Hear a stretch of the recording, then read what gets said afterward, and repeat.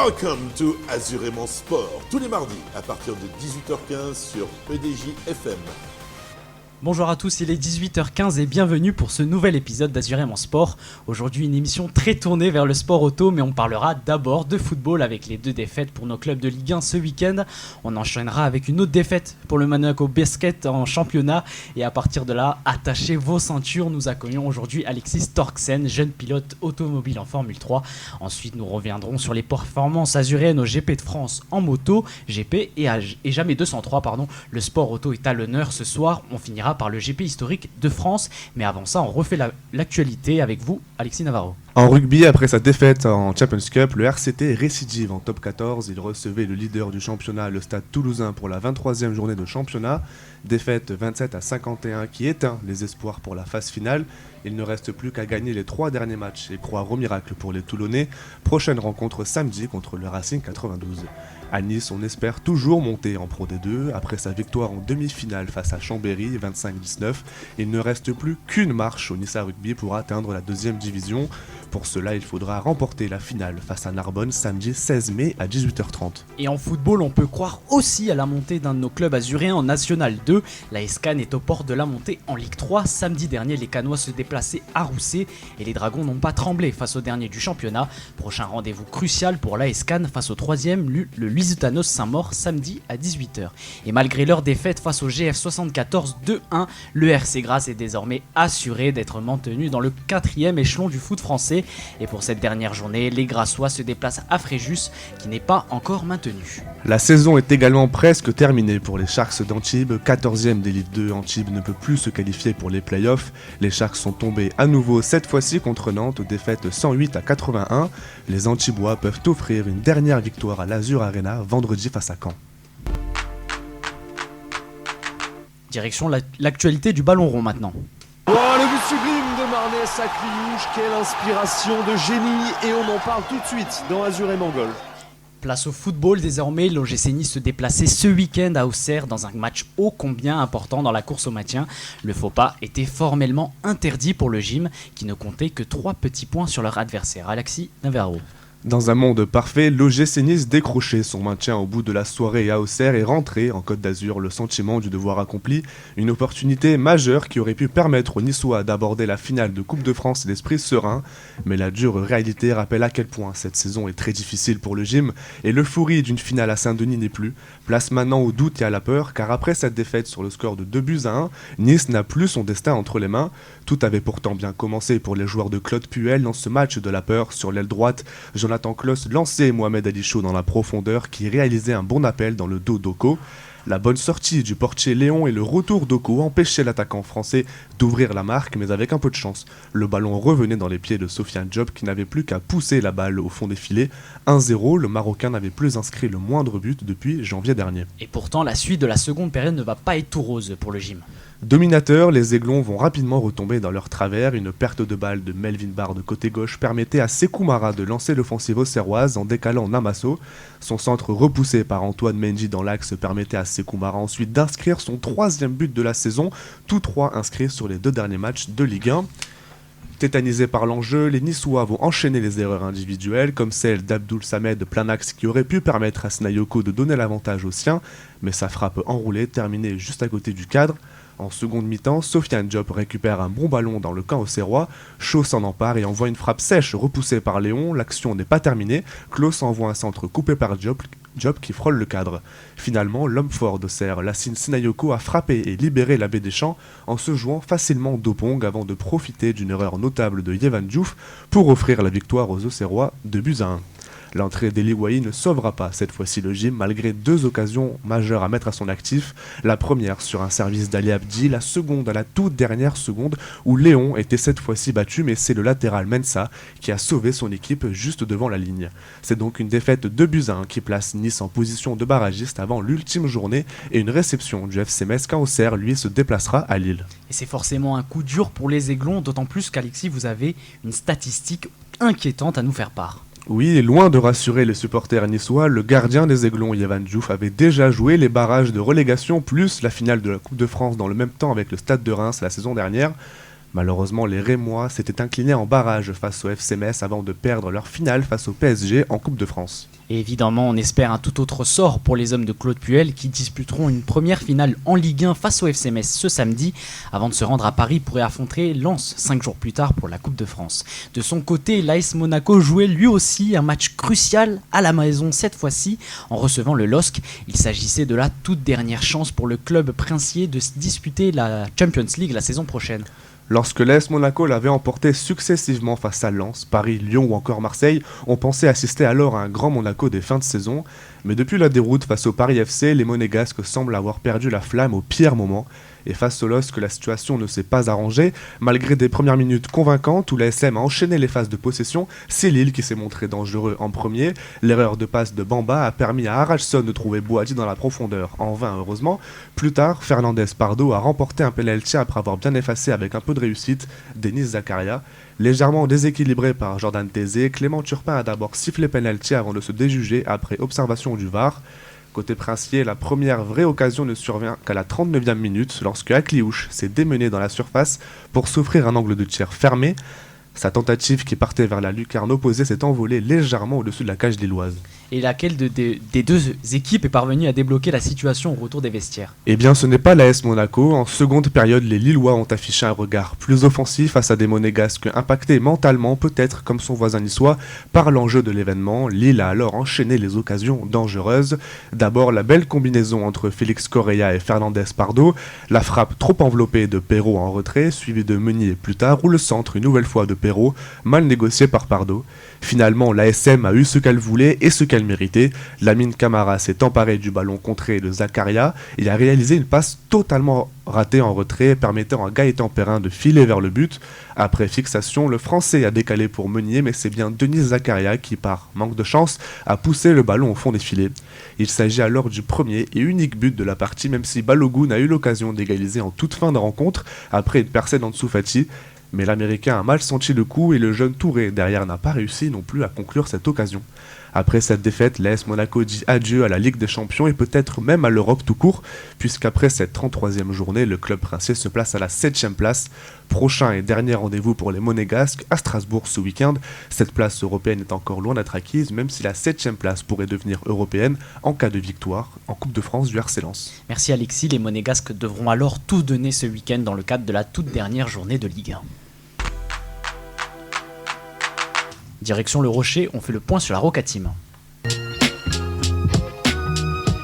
Three Mike James. C'est parti pour Azurément Clutch. Dimanche soir, la salle Gaston Médecin a été le théâtre d'un match qui restera dans les annales, mais pas forcément pour les bonnes raisons pour la Roca Team. Une défaite lourde, 95-123 face au Paris Basketball. Mathéo Sousa, vous étiez à Gaston Médecin et on a l'impression que Monaco a joué ce choc avec un handicap immense avant même le coup d'envoi. Absolument Anthony, c'est plus qu'un handicap, c'était une véritable mission impossible pour les hommes de Sergi Gladir. Pour bien comprendre le score, il faut regarder l'infirmerie et les tribunes. La Roca Team s'est présentée avec un effectif qu'on peut qualifier de squelettique. Il manquait beaucoup de joueurs à la paille, Mac James et John Bégarin étaient suspendus. Beaucoup de blessés de longue date comme Alpha Diallo, Nicolas Mirotic et Daniel Teis. Mais le vrai séisme se déroule en interne. L'arrière-star Elio Kobo a boycotté la rencontre pour protester contre des retards de salaire, illustrant les graves difficultés financières qui agitent le club en coulisses. Monaco n'avait que 5 joueurs professionnels valides au coup d'envoi. Et comme si le sort s'acharne, dès la 2e minute, Nemanja Nedovic est expulsé après une contestation trop véhémente. À cet instant précis, le leader du championnat se retrouve à devoir défier l'armada parisienne avec seulement 4 joueurs professionnels sur le parquet. Et face à la vitesse de ce pari, la sanction a été immédiate. Monaco a semblé totalement dépassé dans ce premier quart-temps. C'était un véritable naufrage défensif. Paris activait son bouton up-tempo d'entrée de jeu, infligeant un cinglant 40-25 en seulement 10 minutes. L'adresse parisienne était presque insolente. Le symbole de cette impuissance monégasque, c'est l'action du prince de Paris, Nadir Effi. Il remonte la balle et au milieu du premier quart déclenche un tir stratosphérique du milieu de terrain qui finit sa course dans le filet. La salle était alors sous le choc. Pourtant, c'est là que l'improbable s'est produit. Au lieu de s'effondrer, cette équipe de Monaco a montré un cœur immense. Mathieu Strazel a endossé un costume de leader absolu et il a porté Monaco sur ses épaules avec une agressivité de tous les instants, provoquant 14 lancers francs. Grâce à lui et malgré le déficit de rotation, Monaco regagne les vestiaires avec seulement 13 points de retard. Maintenant, une lueur d'espoir dans un match du rythme NBA. C'est aussi dans ce chaos qu'on a vu la jeunesse monégasque prendre ses responsabilités. Les jeunes du centre de formation ont vraiment tenu leurs promesses, Mathéo? C'est la magnifique histoire dans cette défaite. Forcé par les événements, Sergi Gladir a lancé ses pépites dans l'arène et ils n'ont pas tremblé. Issa Mungala était étincelant avec 15 points, marquant les esprits avec notamment un 3 points plus la faute qui a fait rugir Gaston Médecin. À ses côtés, Kylian Michet a apporté une énergie débordante, compilant 13 points et 3 interceptions. Sous l'impulsion de cette jeunesse et d'un Strazel en état de grâce qui finira avec un record en carrière de 34 points, Monaco recolla seulement 6 petits points de Paris dans le troisième quart. On a alors cru au miracle, mais la profondeur de banc parisienne et la fatigue ont fini par peser. L'ancien monégasque Yacouba Ouattara a puni son ancienne équipe avec une précision chirurgicale à 3 points pour briser ce dernier élan. Paris termine avec 123 points, un record historique pour le club, alors que Monaco finit la rencontre à seulement 4 joueurs sur le terrain, Strazel ayant dû sortir touché aux côtes. Au classement, Monaco reste leader avec 22 victoires pour 7 défaites, mais son avance s'effrite. Paris et Nanterre reviennent sur les talons de la Roca Team à une journée de la fin. Le dernier rendez-vous de la saison régulière est fixé à samedi prochain, le 16 mai, à Boulazac. Un match crucial pour sécuriser la première place avant les playoffs. Il est temps d'accueillir notre invité. Ce soir, nous avons la chance de recevoir Alexis Storksen. Bonjour Alexis. Bonjour, merci de m'avoir invité. Merci à toi d'être venu ce soir. Tu es jeune pilote automobile de 18 ans, aujourd'hui en monoplace. Mais quel a été votre parcours avant aujourd'hui, pardon. Alors tout a commencé maintenant il y a 5 ans au karting. Tout d'abord le karting loisir, puis j'ai été invité suite à des bons résultats à faire du karting de compétition. J'ai tout de suite adoré. Je suis parti vers les championnats régionaux et nationaux dès la 2e année, internationaux en 3e année. Et mes débuts en monoplace se sont faits l'année dernière. Maintenant, je suis en Formule 3 régionale et je roule sur les circuits européens avec un niveau international. Et comment vous êtes arrivé dans ce domaine du sport automobile? C'est une passion depuis petit, comment c'est arrivé? C'est ça, une passion depuis petit qui a forcément, j'imagine, été transmise par mon père, qui a toujours suivi le sport automobile, en particulier le rallye, même si ce n'est pas vers quoi je me suis tourné. Tu as commencé par le karting, c'est un passage obligatoire, j'imagine, pour après arriver en monoplace. Qu'est-ce que tu as appris de ces années-là? Totalement. Aujourd'hui, le karting, c'est vraiment par là que passent tous les pilotes. Tous ceux qui sont présents en Formule 1, en WEC, etc. Le karting, même si ce n'est pas les mêmes techniques de pilotage qu'en voiture, on y apprend vraiment toutes les bases des trajectoires, des batailles en piste et la compétitivité. Et du coup, quand tu es arrivé en monoplace, c'est quoi la plus grosse différence au niveau technique qu'il y a entre du coup un karting et une monoplace? L'aéro, le transfert de charge et donc tout ce qui va jouer au niveau du frein et du volant. Et est-ce que tu nous as parlé de justement ce passage au karting où tu as d'abord commencé à l'échelle nationale, puis après internationale. Est-ce que déjà, il y a 5 ans, tu avais une pression, même si c'est la catégorie, la première catégorie, est-ce qu'il y avait déjà une pression à ton âge? Énormément, parce qu'il faut savoir que le karting, dès le début, ça représente des budgets. C'était une découverte et je me suis, mine de rien, directement confronté à des champions de France et des pilotes qui roulaient depuis leurs 6 ans. Donc, se mettre dans le rythme et réussir à compenser le retard d'expérience, ça a été vraiment une pression et un travail acharné. Et sur le plan technique, est-ce que tu sentais que tu avais un retard Oui, clairement. Construire un peu un kart, parce que j'imagine que à cette échelle-là, on est pilote, mais on est aussi mécanicien. Exactement. Dès le karting, il faut être capable de donner ses ressentis en pilotage, ce qui a été compliqué au début, parce que forcément on découvre plein de sensations, on ne sait pas lesquelles sont bonnes ou mauvaises.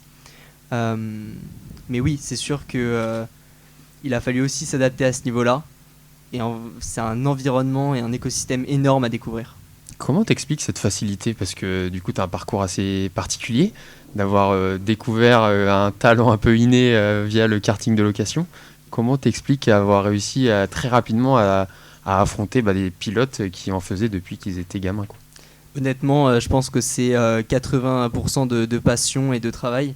Il y a le talent forcément, mais on dit toujours que le travail, c'est ce qui est nécessaire en grande majorité. Et on a toujours travaillé d'arrache-pied, que ce soit avec ma famille ou les teams dans lesquels je suis passé, pour vraiment compenser du mieux qu'on pouvait, malgré des moyens financiers pas toujours importants comparés aux autres. Et justement, on sait que le sport auto, c'est un sport assez coûteux. Donc tu es passé du karting et tu as eu la chance de faire des essais en monoplace. Tu as participé à la Feed Racing, créée par Jacques Villeneuve et aussi Patrick Lemarié. Ça. Qu'est-ce que tu as pu apprendre dans ce petit championnat, si on peut le dire comme ça ? C'est ça, c'est une sélection. En fait, pendant 5 jours, on est encadré par des pilotes de renom, comme Patrick Lemarié. Il y avait également Xavier Pompidou, Julien Poncelet, etc. Ils essayent de nous guider au mieux, de nous aiguiller pour qu'on soit le plus à l'aise possible. On fait mine de rien pas mal de roulage, on a 5 jours d'entraînement. Et vraiment, le but, c'est d'appréhender la monoplace et de pousser au fur et à mesure, mais dans le bon ordre. Tu as pu discuter avec Jacques Villeneuve et Patrick Lemarié, des pilotes un qui a été champion du monde de Formule 1, un autre pilote qui a été pilote d'essai pour une écurie de Formule 1. J'imagine que c'est des parcours qui t'inspirent. Qu'est-ce que tu as pu apprendre d'eux directement ? Ouais, j'ai pas pu discuter avec Jacques Villeneuve, il n'était pas présent lors des phases de sélection, mais j'ai pu parler avec Patrick Lemarié, qui est quelqu'un vraiment de très gentil, de très attentionné, qui prend le temps d'écouter, de comprendre les problématiques et de nous aiguiller au mieux vis-à-vis de son parcours et de son expérience. C'est vrai que maintenant il guide de nombreux pilotes qui sont passés par Feed Racing en les conseillant. Et c'est toujours un gain, même au niveau des techniques de pilotage, quand on a un problème, quelque chose qu'on n'arrive pas à régler. Lors de Feed Racing, il était là pour nous aiguiller et faire en sorte qu'on évolue au mieux. C'est ce qui t'a permis du coup d'intégrer le championnat européen de Formule 3 cette année ? Oui et non. Enfin, oui, parce que l'expérience acquise et le rythme montré a mis en confiance mon entourage et le team dans lequel je roule actuellement, Formula Motorsport, qui est dirigé par Jean-Claude Estre, le père de Kevin Estre. Et après, c'est aussi des opportunités à saisir qui ont fait que j'ai pu me retrouver là.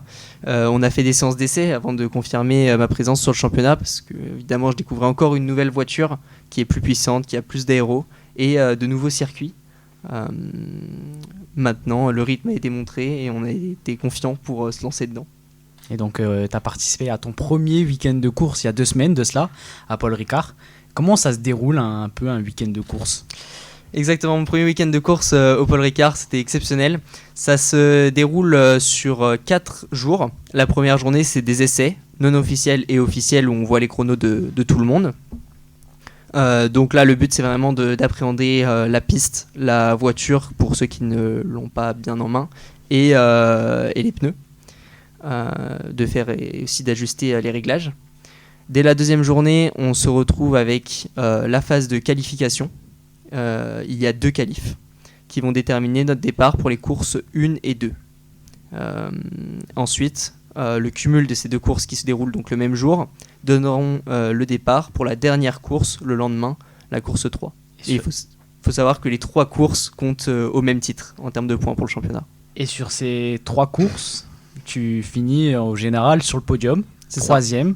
Qu'est-ce que tu ressens à ce moment-là ? Beaucoup de fierté, c'est aussi une preuve du travail accompli durant l'hiver et durant ces 5 dernières années. Maintenant, aussi une envie d'aller chercher devant. On a identifié vraiment des points de travail et je sais que je n'ai pas envie d'être 3e cette année. Tu parlais beaucoup de pression tout à l'heure, c'est un soulagement de réussir à confirmer dès le premier week-end du championnat ? Bien sûr, c'est vrai que pendant tous les entraînements hivernaux, bon, il n'y en a eu que 3, mais on n'avait pas vraiment de point de comparaison. Et là, c'est vraiment le moment où tout le monde roule à fond, avec les mêmes voitures, ou des voitures similaires, j'ai envie de dire. Et on se rend compte de l'écart, on peut le mesurer. Là, il s'est mesuré dans le même 10e. Donc, non, on était vraiment, vraiment heureux et confiants, surtout que les autres pilotes avaient plus d'expérience que moi en voiture et sur circuit. On a beaucoup parlé de ce qui se passe sur la piste. Et au début de l'interview, tu nous disais que derrière, il y avait beaucoup de travail. Et comment un pilote, sur l'aspect sportif, comment il s'entraîne tous les jours ?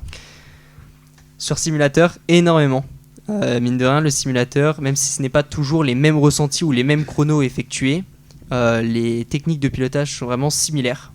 Et ça donne un énorme gain de confiance quand on arrive sur une piste, qu'on connaît la piste, que l'on sait à peu près où freiner, les degrés dans les virages, etc. Après, il y a aussi tout l'aspect physique du pilote. Il faut être prêt. En fait, plus on va être endurant physique, moins on aura de difficultés à tenir la pression sur tout le week-end. Parce que mine de rien, c'est des week-ends quand même très éprouvants. On peut perdre quelques kilos d'eau, mais quelques kilos quand même. Qu'est-ce que ça représente des entraînements du coup au quotidien? Moi, je donne mon exemple, mais je vais 3 à 4 fois à la salle de sport par semaine. J'essaie vraiment de travailler l'entièreté du corps. Le but, c'est d'être aussi le plus gainé possible. Énormément de course à pied pour le cardio. Mine de rien, avec les jets qu'on prend dans les virages, on peut vite arriver à court de souffle. Et le simulateur tous les jours. T'as accès à un simulateur au quotidien? C'est ça, j'ai un simulateur à la maison qui est déjà maintenant très performant. C'est peut-être pas le plus performant, mais honnêtement, avec toute la variété de jeux qu'il y a maintenant disponibles, la variété de véhicules, on peut vraiment s'entraîner pour toute compétition. En plus de ça, tu étudies toujours dans le sport automobile. Aujourd'hui, tu es étudiant. C'est ça. Comment tu allies le sport et les études et aussi, qu'est-ce que ça t'apporte en fait les études au quotidien et dans ta pratique sportive? Là, je suis actuellement donc étudiant à l'ITM Graduate School de Monaco, qui est donc une école dans le sport automobile et l'automobile de luxe. J'ai d'ailleurs pour proviseur Bruce Joigny qui est testeur chez Automoto et également pilote, journaliste. Donc il apporte son lot d'expérience. On a aussi des cours sur simulateur, c'est toujours intéressant. Et toutes les personnes qui passent dans l'école ont tous un background qui nous enrichit. On a des personnes telles que Gwen Lagrue, Julien Febro et autres. Donc voilà, après c'est vrai que dans la gestion études et sport automobile, ça a toujours été quelque chose d'un petit peu compliqué, dans le sens où on m'a jamais empêché de faire ce que je voulais, mais par contre je n'étais pas plus accompagné ou aidé. C'est-à-dire que quand je loupais les cours, je les loupais, et après il fallait les rattraper, et donc travailler plus que les autres sur les temps de travail normaux. T'as pas pu bénéficier le statut de sportif professionnel, etc. Non, parce que aujourd'hui en France, il n'y a pas non plus vraiment d'école spécialisée dans ce domaine-là. Donc j'ai continué sur le cursus général. C'était aussi l'envie des parents, évidemment, parce que comme ça nous ouvre plus de portes possibles. Et là, j'ai continué en sport automobile parce que c'est ce que j'aime. C'est ce dans quoi j'ai envie de travailler, ce dans quoi j'ai envie de gagner ma vie. Donc voilà. Et c'est vrai que l'école de Monaco nous suit, essaie de suivre chacun de ses élèves, chacun des projets qu'il fait et chacune des compétitions, à l'occurrence, dans lesquelles il participe pour l'orienter au mieux. C'est l'avantage. Justement, aujourd'hui, du coup, tu as réussi à intégrer un championnat de monoplace. Ça. On imagine que le rêve ultime, ce serait la Formule 1. Bien sûr. Qu'est-ce que tu peux espérer, toi, à court terme et après à long terme? Alors, à court terme, ce serait d'être repéré tout simplement par un mécène ou une écurie de F1 parce qu'en fait tout le chemin pour arriver jusqu'à la Formule 1 en passant donc par la F3, la F2 et puis la F1, c'est un chemin vraiment très coûteux et c'est impossible d'y arriver tout seul. Avoir une équipe qui t'accompagne dans ton développement. Exactement. Après, moi, c'est vrai que maintenant, en étant sincère, honnête avec moi-même, je me tournerais bien vers l'endurance, qui est un championnat, il y a plein de championnats en expansion. On y voit des pilotes tels que Verstappen, Stroll, qui vont maintenant, qui sont pilotes de F1 et qui, dans leur temps libre, vont rouler dans des catégories d'endurance. Donc voilà, et puis les courses y sont forcément magnifiques. Le niveau est plus que relevé, on le voit. Et voilà. Donc les 24 heures du Mans, ça peut être aussi un objectif. Complètement. Ouais, ce serait un bel objectif. Il a hâte de te voir, je pense, sur la grille du 24 heures du Mans. Ça serait avec plaisir. Comme tu viens de le dire, c'est un sport qui est très coûteux. Est-ce qu'il y a un moyen aujourd'hui qui est possible pour te soutenir? C'est ça. J'ai une association. Je suis dans l'association MB Concept, qui est avec quelques autres pilotes qui sont actuellement en karting, mais qui vont possiblement évoluer aussi vers le sport automobile. Et je suis constamment à la recherche de sponsors, de mécènes, pour financer tout simplement mes saisons.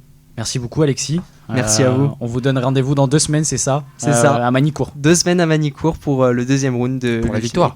Pour la victoire, bien sûr. Alors, on l'espère en tout cas. Merci. Maintenant, il est temps de troquer un peu la monoplace et on va choisir la moto. On vous parle de MotoGP.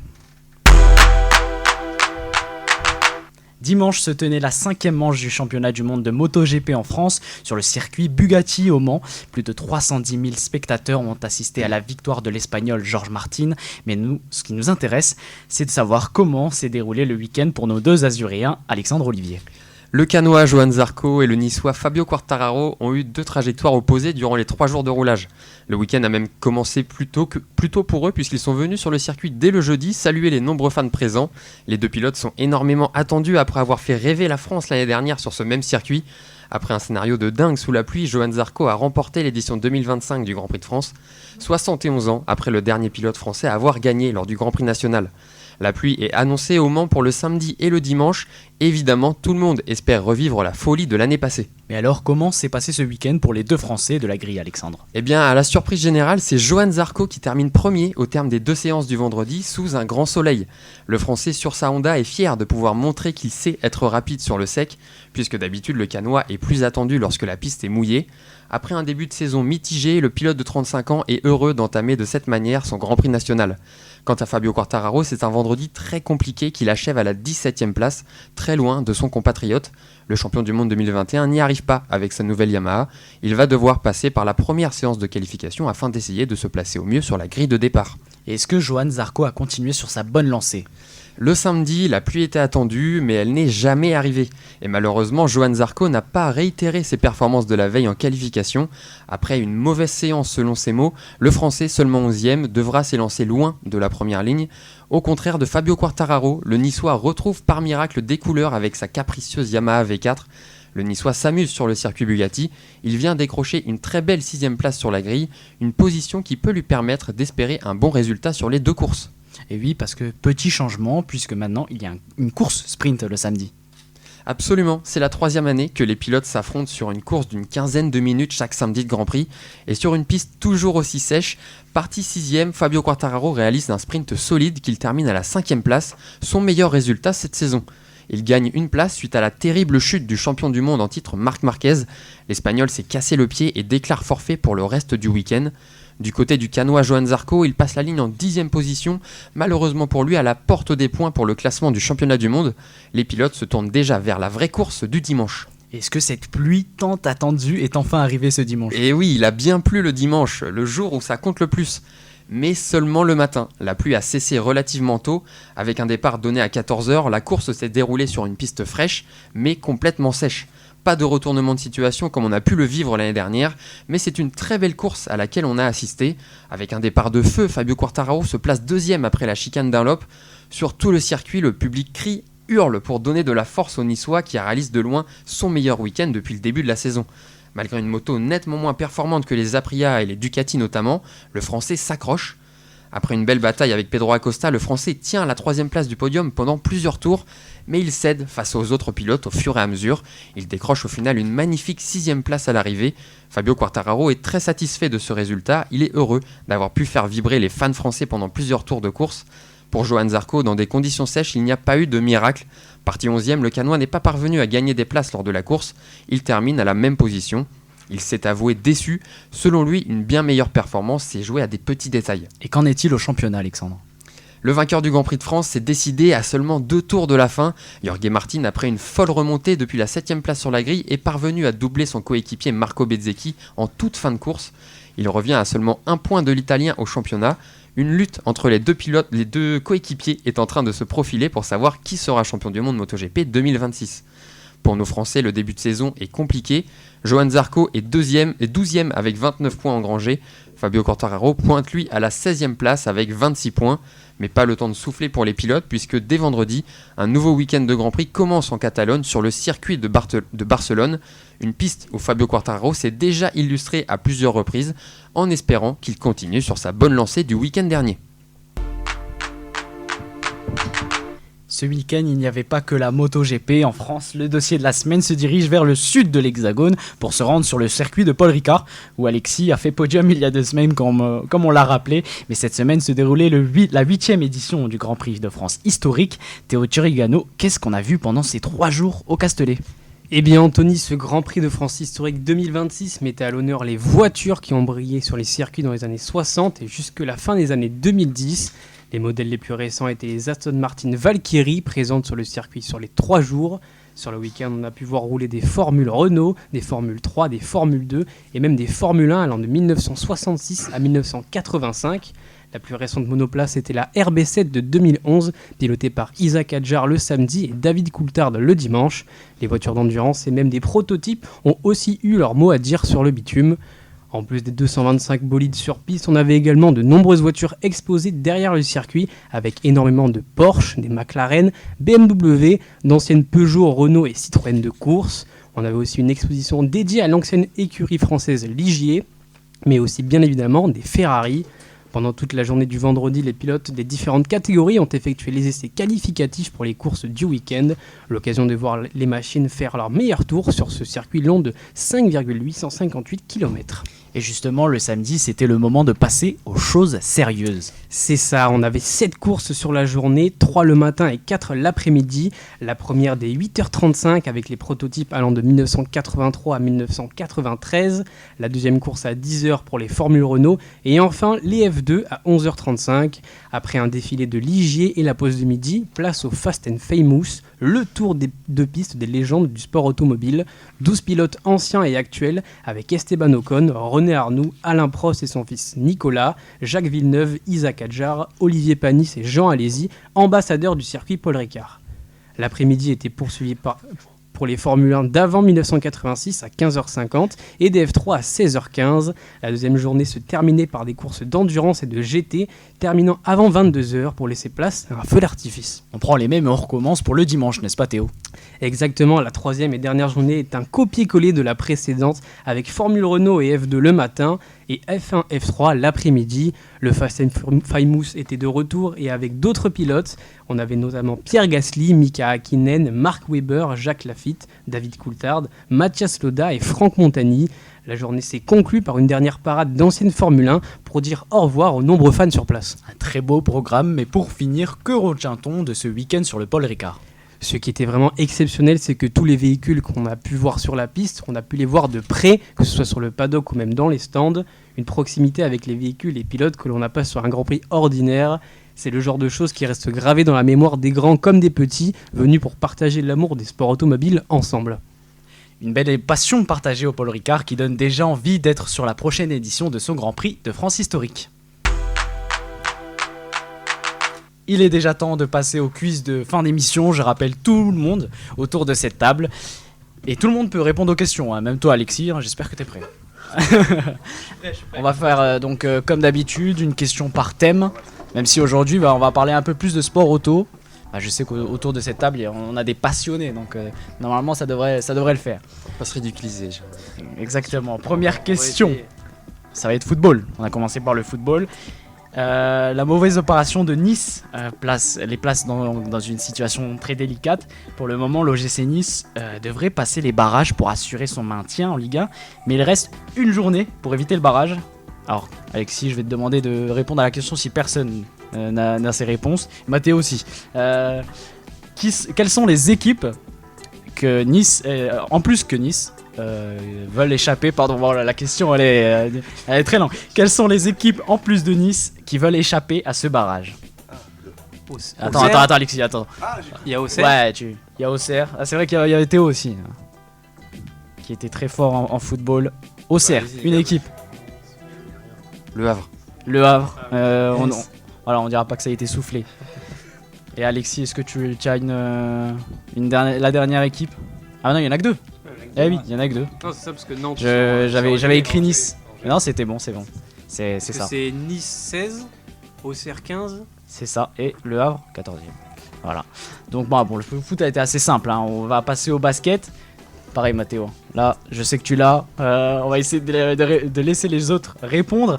Pour la question basket, alors dimanche soir on a vu une équipe de Monaco décimée Seuls 5 professionnels sur le terrain étaient présents. Et comme on l'a dit avec Mathéo, on va voir si tout le monde a bien écouté, qui sont les personnes absentes et pourquoi, si vous avez les deux réponses. Il fallait bien écouter. Oui, vas-y Alexis. Elio Kobo Elio pour Kobo. retard de salaire. Exactement. Contestation. Exactement. Il a protesté contre. Bon, on dirait, on peut essayer. Non, vous n'avez pas les réponses. Théo, J'ai Théo, rien tu du peux en tout, avoir, rien. je pense. En fait, j'ai ceux qui sont là, mais ceux qui sont pas là. J'en ai aucune Ah, bah idée. attends, aussi. Il y en a qui sont faciles. T'as Mirotic qui était pas là. Oui, effectivement. Ok. Pourquoi Il y a C'est blessure. Voilà. De toute façon, il y a que 2 raisons. Hein. Généralement Il y a pour pas Daniel Monaco. Tays qui est blessé au doigt aussi. Effectivement, Daniel Taïs. Il manque un blessé que vous n'avez pas cité. Non, le numéro 11. Le numéro 11 de la Roca Team. Ouais, c'est Alpha Diallo, on l'a Ah, il y a- entendu, mais. Il y en a un qui est C'était suspendu, non Alpha Diallo. Et il y a aussi le meilleur, on peut dire le meilleur joueur de la Roca Team. Et c'est Mac James, effectivement. Alexis a soufflé un peu de loin, on l'a entendu. Donc voilà, bon, on va dire que les points sont à peu près à tout le monde. Et là, on passe sur du sérieux. Exactement. Aujourd'hui, là, on passe sur du sérieux. On passe sur le sport auto. Première question, on va faire une question MotoGP. Alors, Alexandre, pareil pour les autres questions. Exactement. Vu que Fabio Quartararo a fait un très beau résultat ce week-end, on va se remémorer un peu son dernier exploit. Quelle est la dernière victoire du Niçois en MotoGP? Ah, ouais, mais notre spécialiste. Une année, c'est une année. Alexis, est-ce que tu l'as? Non. Ah, Ah. juste l'année de la victoire. L'année, le Grand Prix, déjà, l'année a été dite, c'est 2022, effectivement. Ah, ok. C'est quand il gagne C'est le championnat du monde, non? 2022. Non, Non, il est 2021. Il est 2021, Il il fait gagne. deuxième en Il 2022. joue Effectivement. le titre jusqu'au bout. Alors, vous avez le contexte, c'est déjà bien. Mais il manque le Grand Prix. Allez, au pif. Philippe Island. Ouais, ou la Malaisie, un truc comme ça. Ouais. Non, Non. non, C'est pas en- c'est pas loin de chez nous. L'Allemagne, effectivement, bravo. Voilà, qui aura lieu cette année le dimanche 12 juillet. F1. Théo, tu nous as parlé de Paul Ricard. Le circuit n'est plus au rendez-vous à la F1 depuis 2022. Alors, qui est le dernier vainqueur de cette Max édition? Verstappen. Bravo. C'était très, très chirurgical. Hein. C'est- Parce qu'il y a Leclerc qui est premier tout le long, il se crache tout seul. Effectivement. Dernière question. On va voir si vous avez bien écouté l'interview d'Alexis. Quelle est sa prochaine course dans 2 semaines? Manicourt. Manicourt, bien vu, bravo. Bravo, on a très bien retenu. Alors, je vous remercie tous. Merci à vous de nous avoir écoutés. Merci à notre invité du soir, Alexis Torksen. Merci, comme toujours, à Luc Nicolas pour notre régisseur. On vous laisse avec Lose My Mind de Don Toliver. Bonne soirée à vous et à très vite sur EDJ FM.